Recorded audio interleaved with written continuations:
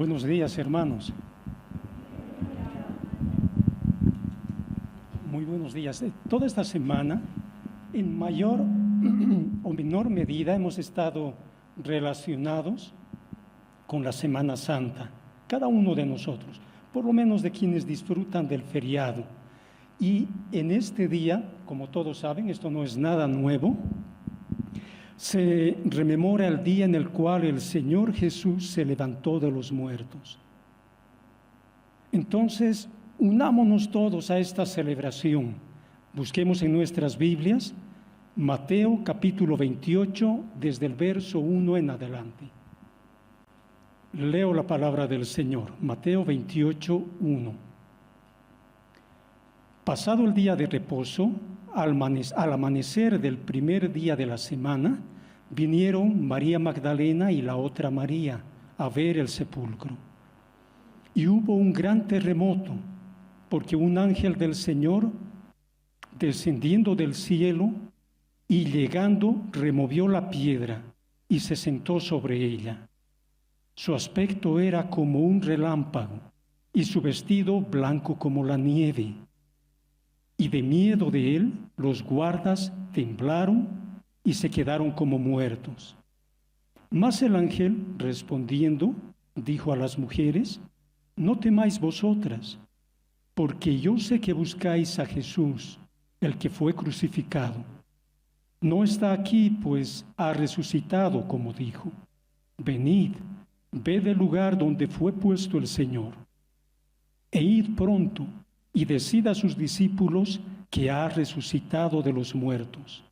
Y he aquí va delante de vosotros a Galilea, allí le veréis, y he aquí os lo he dicho. Entonces ellas, saliendo del sepulcro con temor y gran gozo, fueron corriendo a dar las nuevas a los discípulos. Y mientras iban a dar las nuevas a los discípulos, he aquí, Jesús les salió al encuentro, diciendo: salve. Y ellas, acercándose, abrazaron sus pies y le adoraron.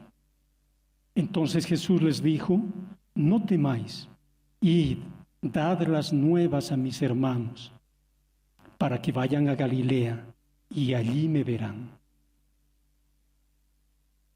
El relato de la resurrección se encuentra en los 4 evangelios, y eso nos muestra la importancia radical que tiene para el cristianismo. Por eso la resurrección es conocida como la piedra de toque del cristianismo, es decir, el elemento que verifica la verdad o falsedad del cristianismo, la bondad o maldad, si es que hubiera en el cristianismo.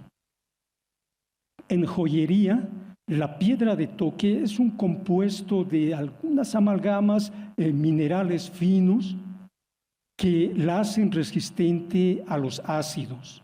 Y entonces con esta piedra de toque, cuando quieren ver cuán buena es una joya, cuán pura, le hacen una pequeña huella. Le echan una gota de ácido nítrico y si es de oro puro no sucede nada, ninguna reacción. Pero si es aleado, en medida de cuánto es aleado, la coloración va a cambiar. Lo que diferencia al cristianismo de las otras religiones, hay algo que diferencia al cristianismo de las otras religiones, y no es que en su interior se operen milagros. No es esa la diferencia. Tampoco que cuando nos reunimos aquí la pasamos bonito y es muy agradable. No es esa la diferencia. Lo que diferencia al cristianismo de las otras religiones es la resurrección. El maestro, líder, fundador del cristianismo se levantó de los muertos. Hace unos momentos hemos cantado de la resurrección y acabamos de leer uno de los evangelios que nos habla de la resurrección. Y acabamos de enterarnos que la resurrección es fundamental para el cristianismo. Pero hay una pregunta flotando en el ambiente. ¿Lo crees?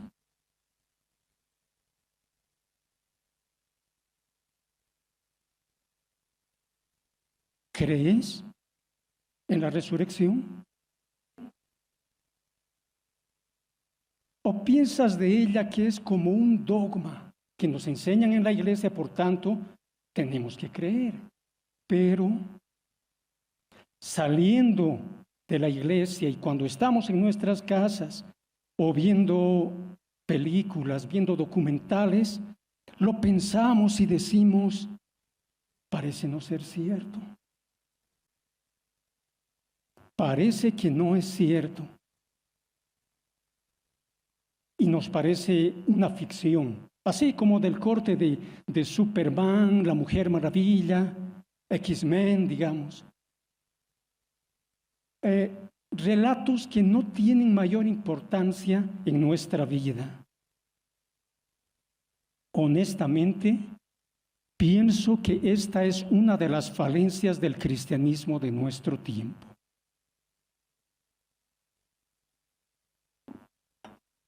Cuando estamos en la iglesia creemos en la resurrección cuando cantamos, pero luego dudamos de ella. Y es que a nuestro alrededor hay varias voces que se oponen a la resurrección, que además de oponerse a la resurrección toman el corte de científico. Dicen, por el aspecto científico la resurrección no puede ser posible. Y entonces surgen bromas, menosprecios y otro tipo de cosas que nos han llevado a algunos cristianos a tener como una doble vida, como diciendo creo, pero no sé si es cierto. Cuando nos remitimos a las Escrituras, Dios nos da el testimonio una y otra vez que la resurrección es real y su testimonio debería ser suficiente. Pero desafortunadamente no es así. Somos descendientes de Adán y Eva, los que dudaron de Dios. Entonces no es extraño que nosotros dudemos de ella. El título de la prédica es La resurrección, verdad y vida. La resurrección, verdad y vida. De algo, hermanos, de algo que tenemos que estar plenamente seguros, es que Dios nunca nos va a obligar, nunca nos va a mandar, ni siquiera sugerir que creamos una mentira. No. Nunca Dios nos va a sugerir siquiera creer en una mentira. Por tanto, si Dios dice que la resurrección es verdad, es verdad. Pero no lo tomemos como una obligación. No, hermano, tienes que creer en la resurrección, sí o sí. Somos humanos y no pienso que sería bueno que creamos aquí y salgamos de aquí y dudemos de ella. Pero debemos estar seguros que la resurrección del Señor Jesús es un hecho real, es un hecho confiable y es además fundamental para nuestras vidas.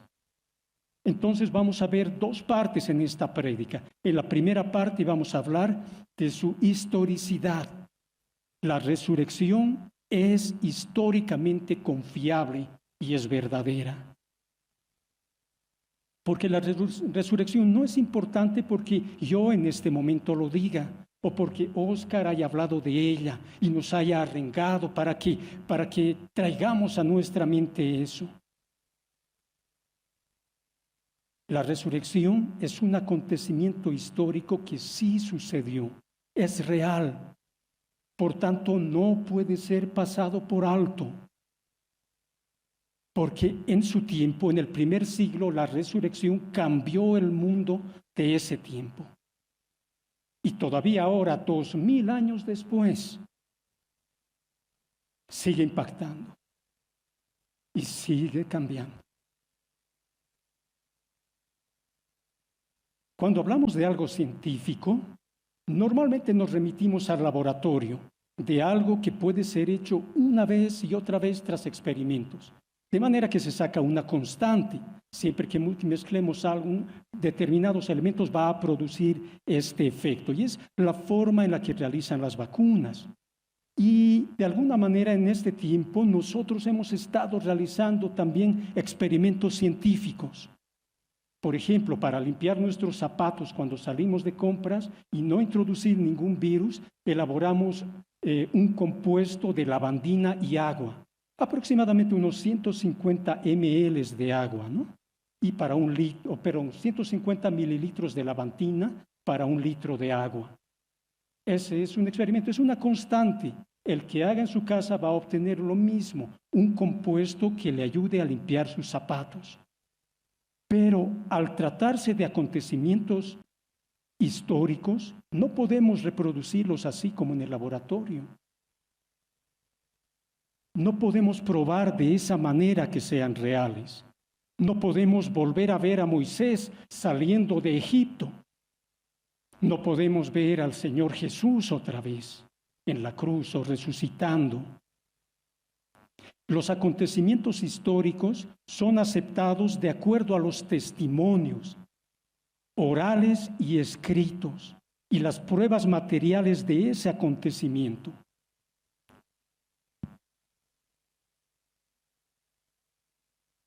Por ejemplo, podríamos preguntarnos, ¿es verdad que Marcelo Quiroga Santa Cruz ha vivido?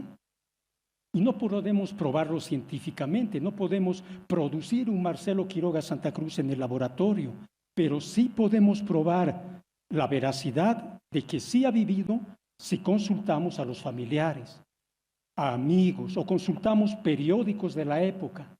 Ahí nos vamos a dar cuenta de que sí ha vivido. Y en cierta forma de su muerte también. Es esta la manera en la que se prueba que la resurrección del Señor Jesús es un hecho real, porque es el más atestiguado a lo largo de la antigüedad. De ningún otro acontecimiento de la antigüedad se escribió tanto. Se escribió en el pasado y en el presente, producto de esos testimonios, se sigue escribiendo.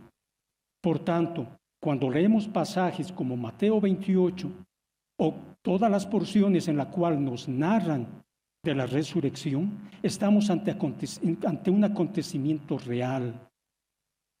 Por eso nuestra Biblia es una colección nada despreciable de esos testimonios. Aunque muchos, claro, la tengan en menos. Pedro, en su segunda carta, en el capítulo 1, escribe: porque no os hemos dado a conocer el poder y la venida de nuestro Señor Jesús siguiendo fábulas artificiosas, sino como habiendo visto con nuestros propios ojos su majestad. El testimonio no es yo lo he escuchado en algún lugar, no sé de dónde, yo lo he visto. Las palabras de los apóstoles y todos los relatos contenidos en las Escrituras son la base que ha sido puesta en estudio para ver si son ciertas o no lo son, que han sido declarados completamente honestos. Es decir, los relatos que leemos en la Biblia son honestos y por tanto son verdaderos. Pero surge la pregunta, ¿no será que se confabularon y de pronto nos transmitieron una mentira? Muchos difunden mentiras. Pero ellos corroboraron sus enseñanzas, corroboraron sus escritos, porque en ese tiempo las leyes de todas las regiones les eran contrarias.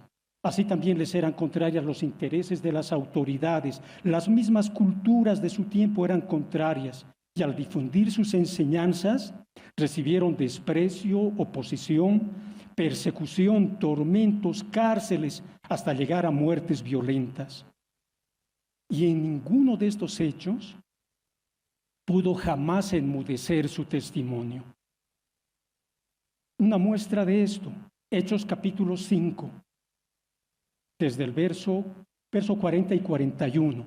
Allí están Pedro y Juan. Día antes habían operado un milagro, un cojo de nacimiento, había sido restauradas las piernas de este cojo de nacimiento. Y los apóstoles permanecieron en la cárcel. Medio extraño, ¿no? ¿Por qué? Porque ellos atribuían este milagro a Jesús, que había muerto tiempo antes. Y el Sanedrín, hasta el momento de estar reunidos, prefirieron mantenerlos en la cárcel. El verso 40 dice: y llamando a los apóstoles, después de azotarlos, les intimaron que no hablasen en el nombre de Jesús y los pusieron en libertad. Después de azotarlos, ellos salieron de la presencia del concilio gozosos de haber sido tenidos por dignos de padecer afrenta por causa del nombre. Esta es una muestra. Es una muestra de lo que sufrieron. El Señor Jesús había resucitado y ellos no podían permanecer callados. Su testimonio no era el de personas que vivían en la opulencia, que tras su testimonio eran aplaudidos y recibían riquezas, popularidad, lujos y poder. Nada de eso. Esa vida de sufrimiento siguió a cada uno de ellos. No se trataba de un sufrimiento único, una muerte heroica, sino una vida de sufrimiento constante. Veamos lo que sucedió con el apóstol Pablo, lo que le valió el dar el testimonio del resucitado. 2 Corintios, capítulo 11, versos 23 en adelante.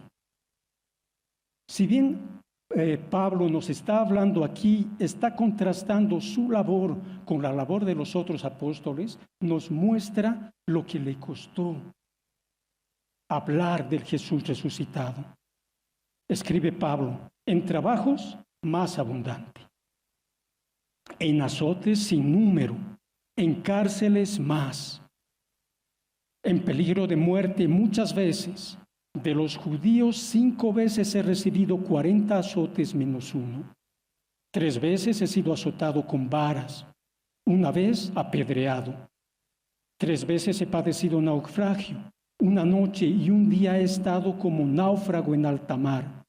En caminos muchas veces, en peligros de ríos, peligros de ladrones, peligros de los de mi nación, peligros de los gentiles, peligros en la ciudad, peligros en el desierto, peligros en el mar, peligros entre falsos hermanos, en fatiga y trabajo, en muchos desvelos, en hambre y sed, en muchos ayunos, en frío y en desnudez.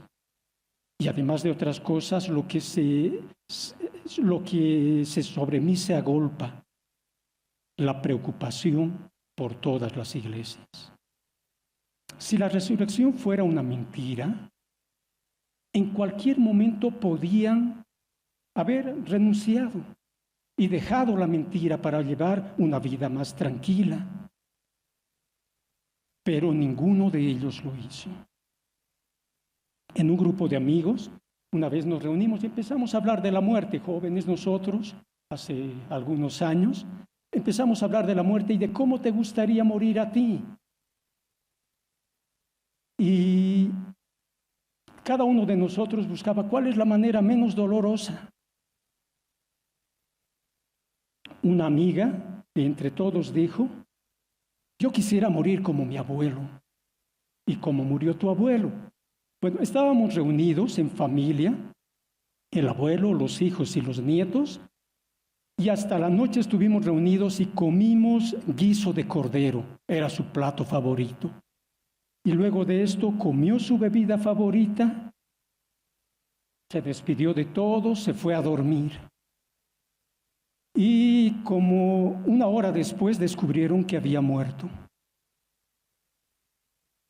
Algunos dirán, qué chocho, ¿no es cierto? Qué muerte más interesante. Qué muerte más envidiable.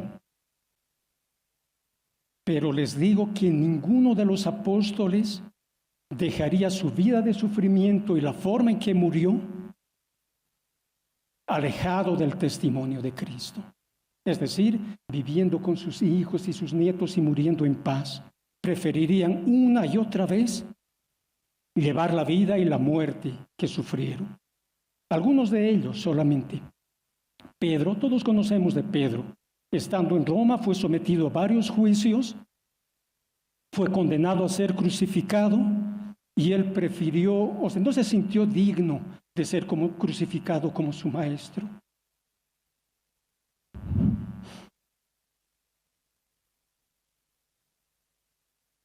Este es el camino que siguieron todos ellos.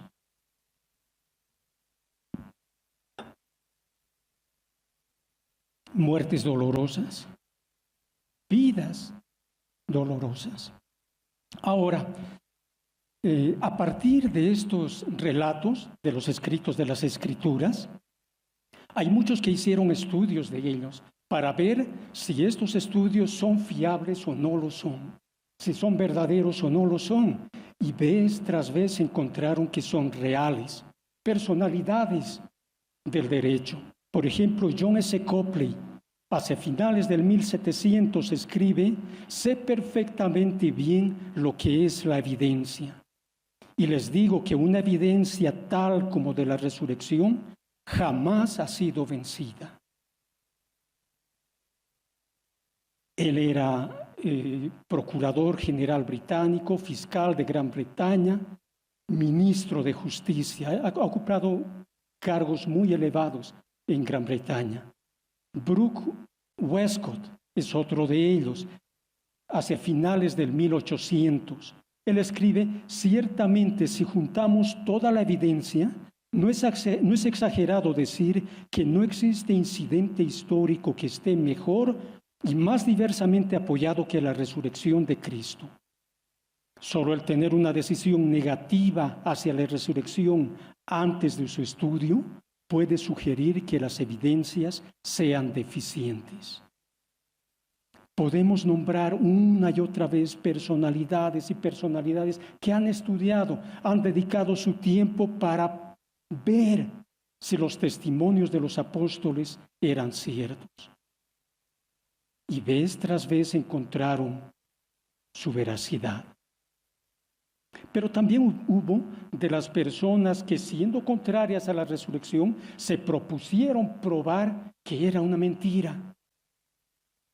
Y empeñados en ello, se introdujeron en el estudio. Es el caso de Gilberto West y Lord Lyttelton. Dos personas, dos jóvenes brillantes que se habían propuesto poner fin a estas mentiras del cristianismo. El primero decía que iba a probar que la resurrección nunca había sucedido. Y el segundo, Lyttelton, decía: yo voy a probar que Saulo de Tarso jamás se hizo cristiano. Luego de sus estudios honestos, probaron todo lo contrario. Y escribieron un libro, Observaciones sobre la historia y evidencias de la resurrección de Cristo. Sucedió también con Frank Morrison. Él decía: la historia de Jesús es incomparable, pero la contamina este hecho de los milagros y la resurrección. Entonces yo, en el estudio que voy a hacer, voy a sacar todo ello, porque la vida de Jesús es muy interesante y es manchado por estos relatos. Luego de su estudio, escribió un libro, ¿Quién movió la piedra?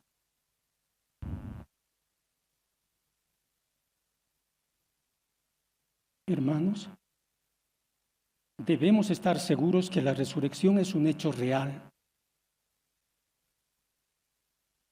Es probado, es digno de toda nuestra confianza. Es momento de que dejemos la duda y veamos que el Señor Jesús sí ha resucitado.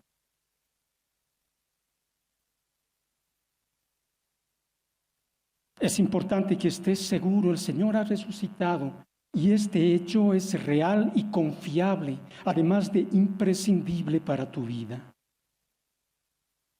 Hemos visto una especie de estudio de las pruebas históricas de la veracidad de la resurrección. Vayamos a la segunda parte.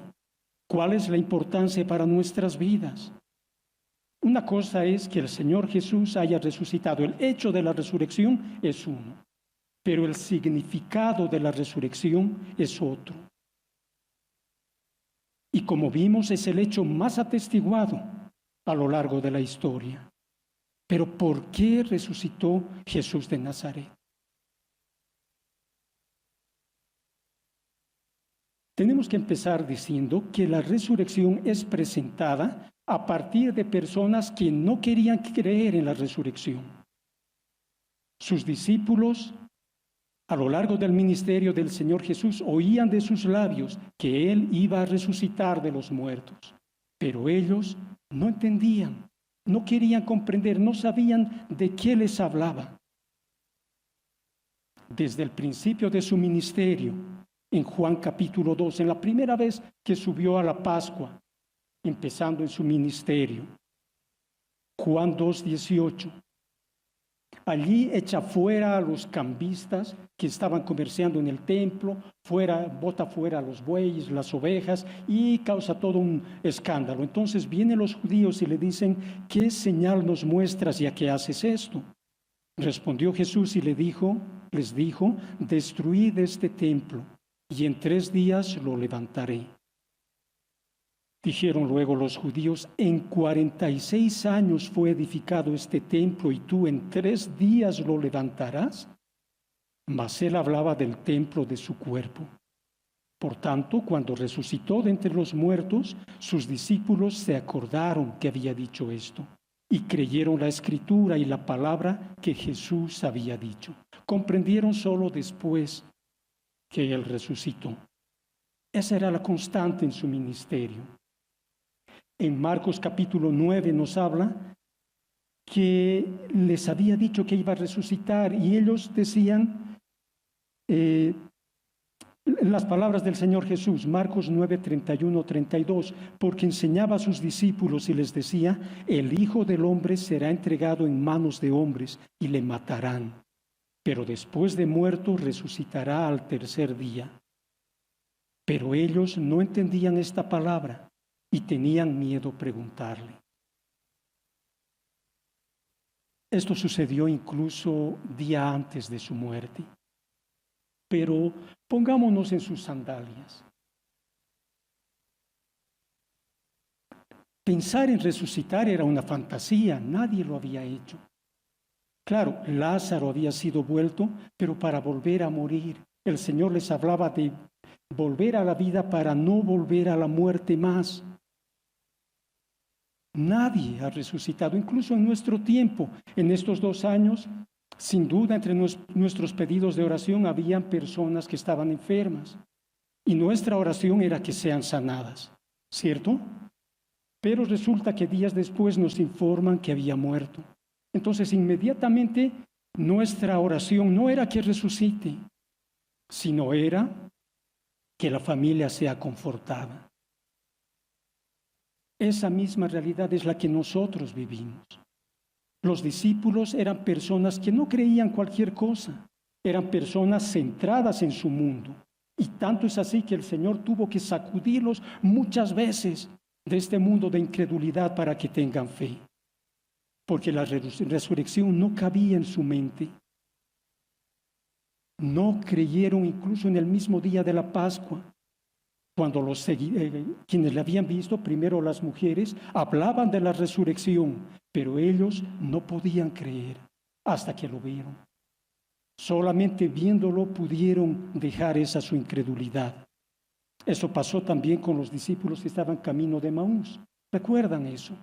Quizá el que es conocido como el que dudaba más sea el apóstol Tomás, que tuvo una mayor incredulidad, que dijo: si no viere en sus manos la señal de los clavos, y metiere mi dedo en lugar de los clavos, y metiere mi mano en su costado, no creeré.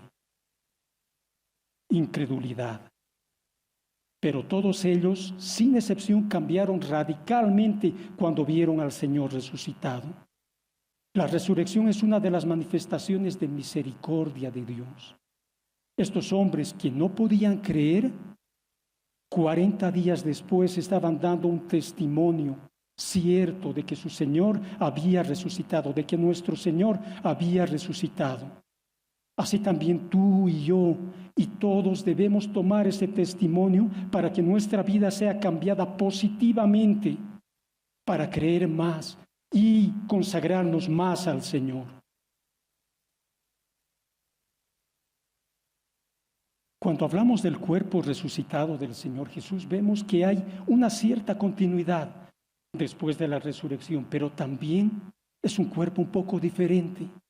Conservaba las características físicas porque podía ser tocado, podía comer, incluso exhibía piel, carne y huesos, pero por otro lado era capaz de aparecer en lugares donde estaba cerrado. Y de ello hemos sacado que podía traspasar las paredes o las puertas. Lo cierto es que podía hacerse presente, se hizo presente cuando los discípulos por temor estaban cerrados, tenían todas las puertas cerradas y Él se apareció en medio de ellos. Ya que la muerte y resurrección del Señor Jesús son los hechos centrales de la historia, y son un conjunto, ambas son un conjunto que hacen a la salvación. La una está relacionada con la otra y es obvio porque no podemos hablar de resurrección sin haber hablado primero de muerte. Si alguien va a resucitar, tiene primero que haber muerto. Pero ambos hechos, la muerte del Señor Jesús y su resurrección, son la base de una nueva vida a la que entramos. Pero como creyentes, los estudiosos hacen una distinción entre uno y otro. Así son los que estudian teología, no tratan de ver separar un hecho que es único para ver cuál es el alcance de cada uno de ellos. Y dicen que producto de la muerte, por ejemplo, podemos encontrar perdón de nuestros pecados y paz con Dios. Y esto un poco amparados en los sacrificios del Antiguo Testamento. Esos sacrificios hechos de animales, la sangre de esos animales cubría el pecado, no lo quitaba. Delante de Dios estaba el pecado, pero estaba cubierto con sangre, como la muestra de que un día todo eso iba a ser quitado con la muerte perfecta. Entonces, perdón de pecados se puede obtener por la muerte del Señor Jesús. También paz con Dios. Eso es lo que se obtenía con el día de la expiación. Seríamos redimidos por Dios, es decir, comprados para Dios. Estos son algunos hechos conseguidos por la muerte del Señor Jesús. Pero su resurrección nos otorga vida. Sin la resurrección del Señor Jesús no tendríamos vida, porque el Espíritu Santo nos sumerge, nos bautiza en el cuerpo de Cristo y de esa manera nos hace participantes de la naturaleza divina. Si tú no crees en la resurrección, no tienes salvación posible.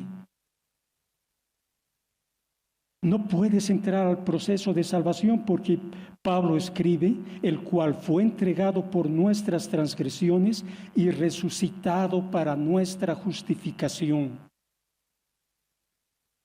Justificación quiere decir que Dios nos declara justos a sus ojos. Y eso es posible por su resurrección.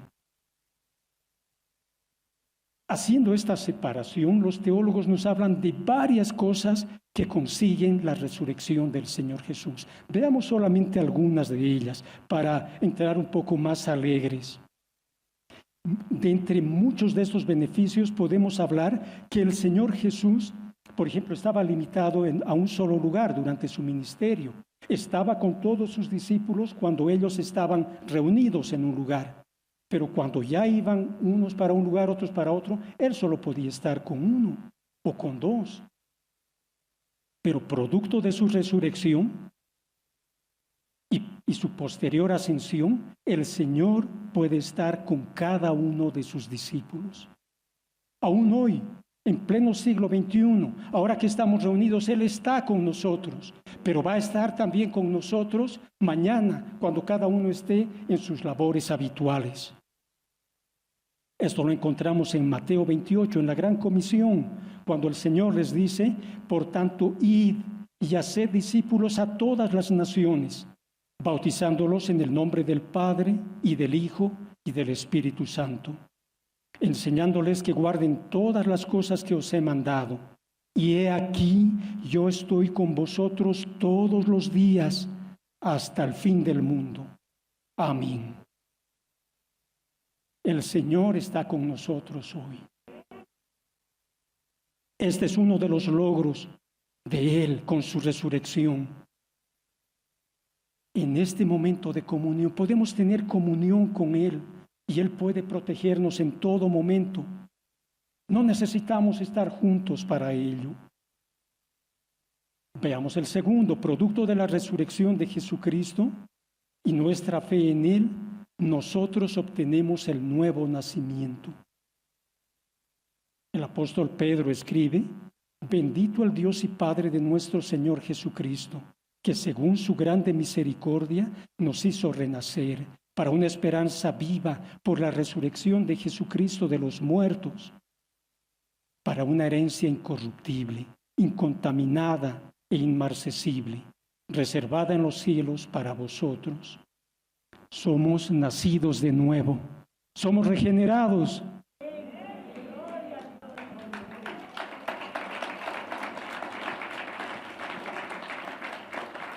Hermanos, en nuestro primer nacimiento trajimos todos los defectos de nuestros padres. Todos nosotros y ellos de sus padres, así desde Adán y Eva, de quienes se rebelaron con Dios, y esa característica ha impregnado nuestra vida. Pero producto del nuevo nacimiento es que podemos vivir con Dios y vivir para Dios y disfrutar de la herencia que está prometida. Si Cristo no hubiera resucitado, no habría nuevo nacimiento. Pero somos personas nacidas de nuevo. Vivamos como tales. La resurrección del Señor también hace posible que el Espíritu Santo venga sobre nosotros y entonces podamos ser llenos del Espíritu Santo. En el primer discurso, Pedro dice: a este Jesús resucitó Dios, de lo cual todos nosotros somos testigos. Así que, exaltando por la diestra de Dios y habiendo recibido del Padre la promesa del Espíritu Santo, ha derramado esto que veis y oís. Minutos antes había sido derramado el Espíritu Santo sobre los apóstoles que estaban reunidos en el aposento alto. El lugar tembló y cada uno de ellos tenía como una llama de fuego sobre ellos. Y eso había sido producto de la resurrección del Señor Jesús. La resurrección del Señor Jesús hace posible que seamos llenos del Espíritu Santo y por tanto tengamos comunión con Dios. Pero no es solo eso. El arrepentimiento, algo que consideramos bastante común, y la posibilidad de ser perdonados, también es producto de la resurrección del Señor Jesús. En el siguiente discurso de Pedro, en el capítulo 5, dice: el Dios de nuestros padres levantó a Jesús, a quien vosotros matasteis colgándole en un madero. A este Dios ha exaltado con su diestra por príncipe y salvador, para dar a Israel arrepentimiento y perdón de pecados. Arrepentimiento y perdón de pecados. Los judíos, un tiempo antes, habían sido los propiciadores de la muerte de Jesús. El Mesías había sido matado por ellos. Es un hecho terrible, pero podían ser perdonados. Esos asesinos podían ser perdonados. El mismo Cristo hacía posible que se arrepintiesen y fueran perdonados, a pesar de la gravedad de esos pecados. Y hoy también nosotros, a pesar de la gravedad de nuestros pecados, a pesar de la gravedad de tus pecados, puedes arrepentirte y encontrar perdón de ellos, porque el Señor ha resucitado. El hecho de que Cristo haya resucitado, y Óscar nos lo mostraba, es un motivo de alegría. Sin duda es un motivo de alegría, pero podemos decir, tal vez pensando un poco solamente en nosotros, todavía de más alegría, porque si el Señor se ha levantado de los muertos, nosotros también lo haremos. El Señor Jesús se levantó de los muertos para ser el primero de toda una generación de resucitados. Por eso es el primogénito de los muertos, de todos aquellos que estuvieron muertos, pero viven y vivirán por la eternidad para estar en la presencia del Señor. En 2 Corintios 4:14, sabiendo que el que resucitó al Señor Jesús, a nosotros también nos resucitará con Jesús y nos presentará juntamente con vosotros. El Señor ha resucitado para que nosotros podamos resucitar. Amén. Todas las personas somos pecadoras. Y eso puede producir una vez más un sentido de condena. Y pensar que estos pecados son difíciles de quitarlos y que así hemos nacido y así vamos a morir. Pero en Romanos, Pablo escribe: ¿quién acusará a los escogidos de Dios? Dios es el que justifica. ¿Quién es el que condenará? Cristo es el que murió, más aún el que también resucitó, el que además está a la diestra de Dios, el que también intercede por nosotros. No hay pecado grande que Dios no pueda limpiar, ni pecado grande que no pueda ser quitado, porque Cristo murió y resucitó para que eso suceda.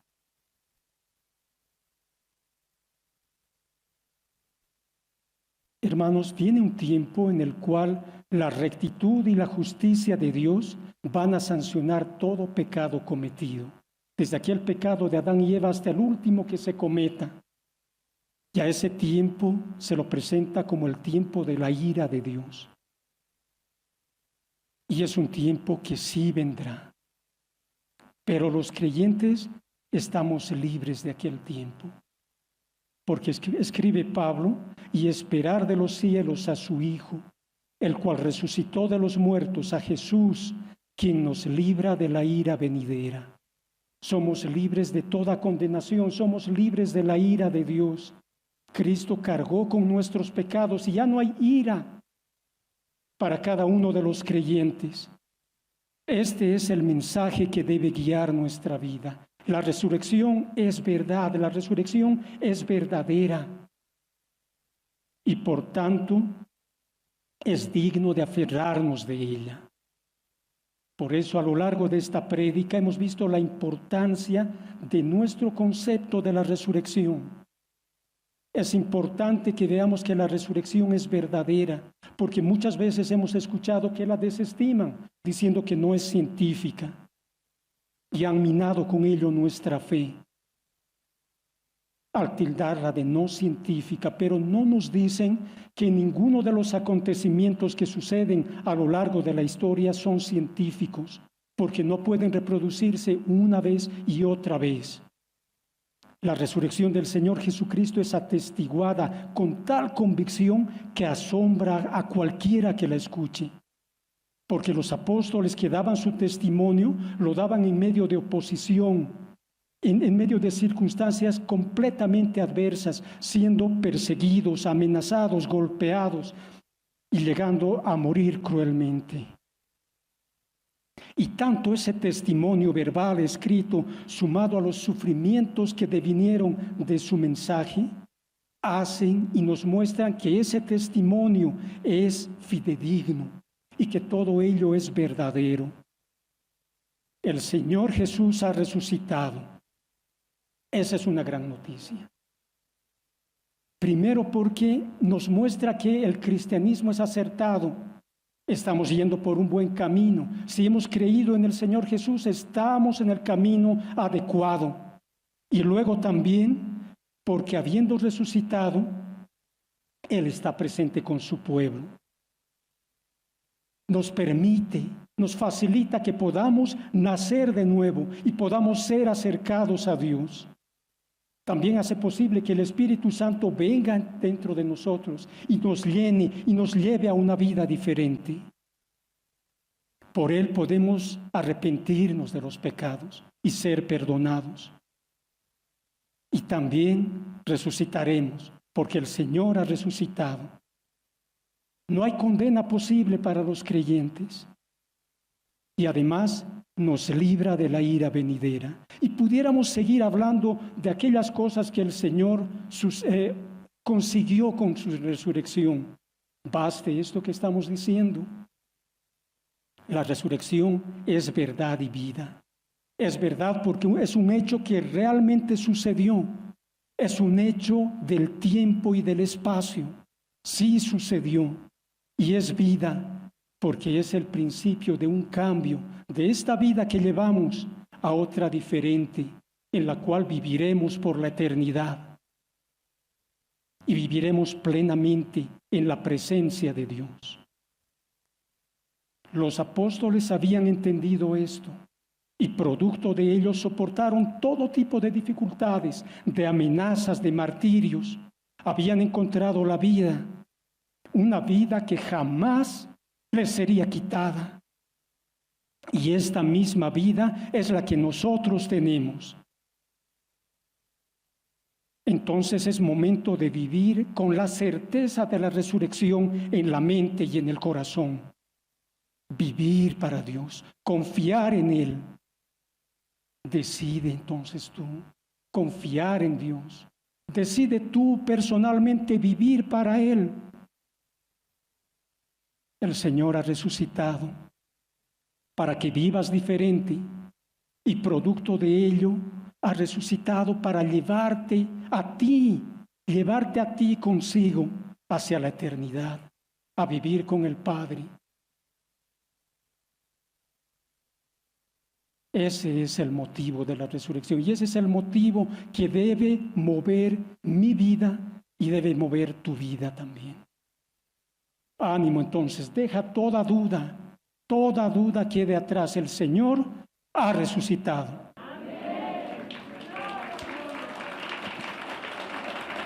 Pongámonos de pie, hermanos, por favor. Oremos.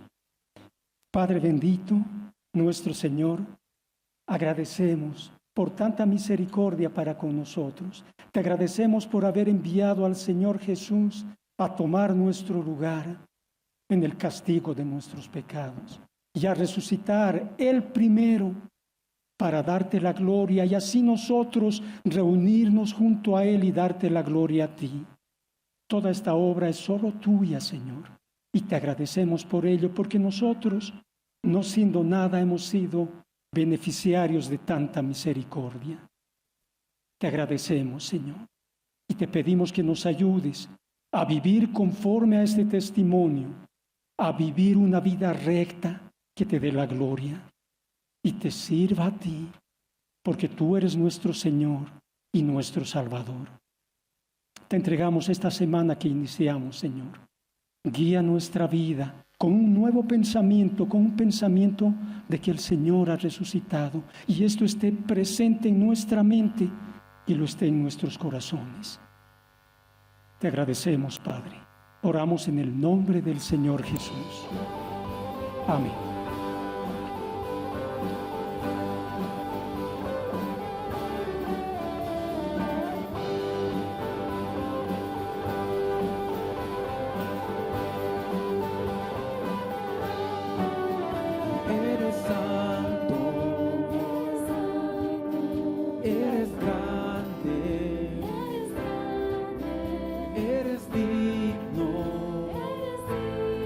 Digno de honor.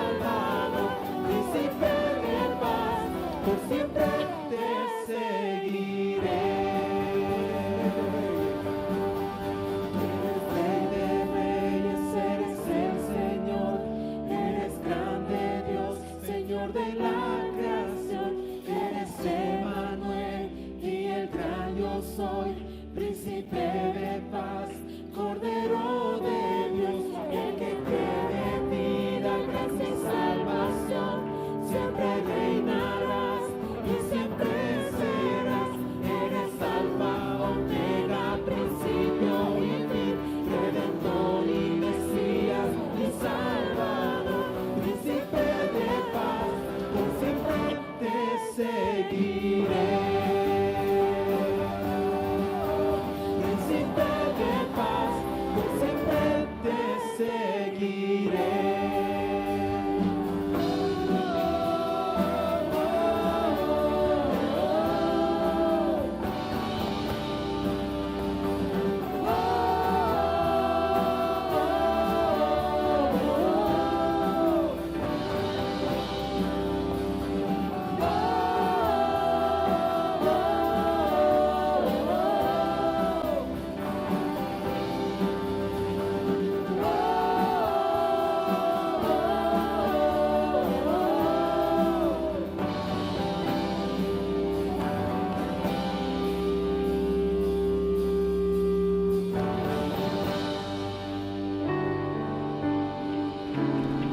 Esperamos que el mensaje de hoy haya sido de bendición para tu vida. Si necesitas consejería o apoyo en oración, por favor no dudes en contactarte. Escríbenos a los siguientes números de WhatsApp. En la Ciudad del Alto, al número 719-05-791. 719-05-791. En la zona central, al número 732-11-354. 732-11-354. En la zona sur, al número 75 25 70 56. 75 25 70 56. Que Dios te bendiga.